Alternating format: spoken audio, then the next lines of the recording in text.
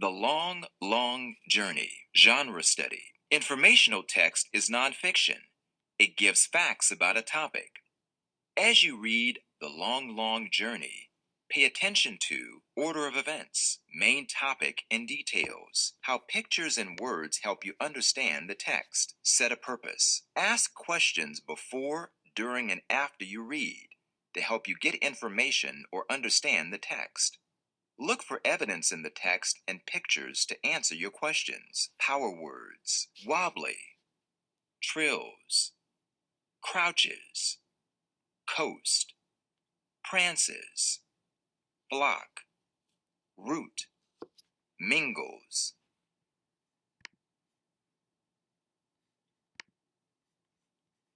The Long, Long Journey by Sandra Markle, illustrated by Mia Posada.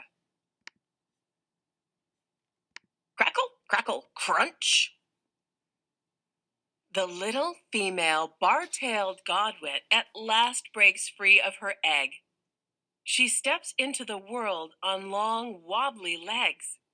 It's nearly midnight, but it's June in Alaska and still light. A cool wind blows the chick's downy coat. She shivers, lifts her beak, and squeaks, "Beep, beep." The little female was the last to hatch. Two sisters and a brother are nearby with their father. They are hunting insects in the grass. Their mother next to the nest trills softly, and the chicks come running. They huddle with their sister, and their mother settles over them. This way, the newest chick stays warm and joins the family.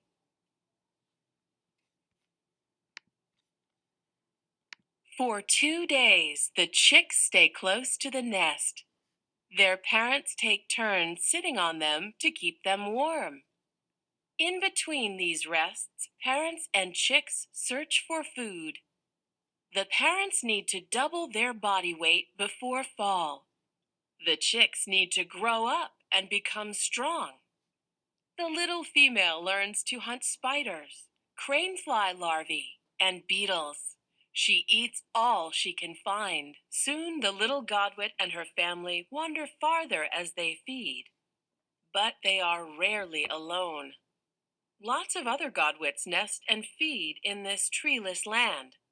Sometimes other hunters come searching for food too. One day, an Arctic fox sneaks up and slips close to the little female. But her father spots the fox and squawks a warning. The little female is not yet able to fly. She crouches low and stays still. Her coloring helps her blend in with the grass. Her father flaps his wings and swoops at the fox.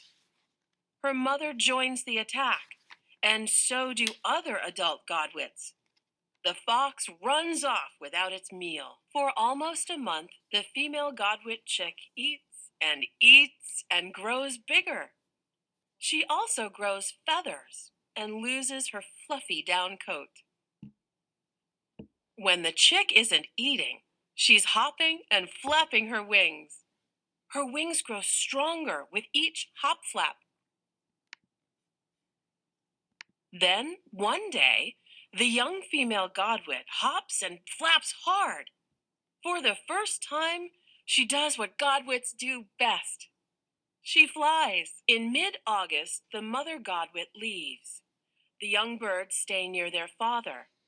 They eat and practice flying hour after hour, so their wings grow even stronger. At last, they follow their father to the coast. They join thousands of godwits gathered on Alaska's Cape Avanoff mudflats. The young female prances across the mud on her long legs. Every step or two, she pokes her long beak deep into the muddy ground to find and eat tunneling worms and tiny clams.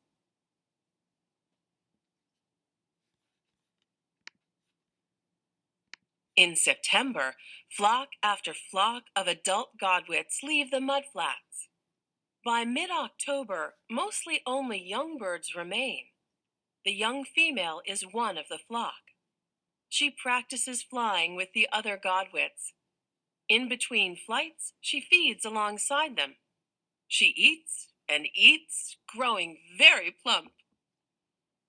Finally, when dark clouds sweep overhead, the young female rises with the flock. She is pushed southward by strong winds. Her long journey has begun. The young female flies through unfamiliar skies and over unknown seas. Although not one young bird has made this flight before, together they know the route to take. The young female squawks again and again as she flies. By listening for other godwit voices, she stays with the flock even in thick clouds and heavy rain. One day, a peregrine falcon hunting over an island swoops out of the clouds with wings folded and talon-tipped toes stretched out. The falcon aims straight for the young female, but she pumps her wings hard, climbs fast, and escapes. Another godwit isn't so lucky. Day after day and night after night, for nearly 8 days, the godwits keep flying. The young female is thin. Her wings stroke slower. Still, she keeps going. Finally, there's green and brown ahead. The young female swoops down with the flock to the New Zealand mudflats, where land mingles with the sea. She arrives with 2 final wing flaps and lands on wobbly legs. Then, folding her wings, she falls asleep. The young female doesn't sleep for long, though. She needs to eat to get back her strength. She'll stay in New Zealand for 2 years until she's ready to raise a family of her own. Then, when March brings cool winds, she'll once again join the godwit flock and make the long, long journey back to Alaska.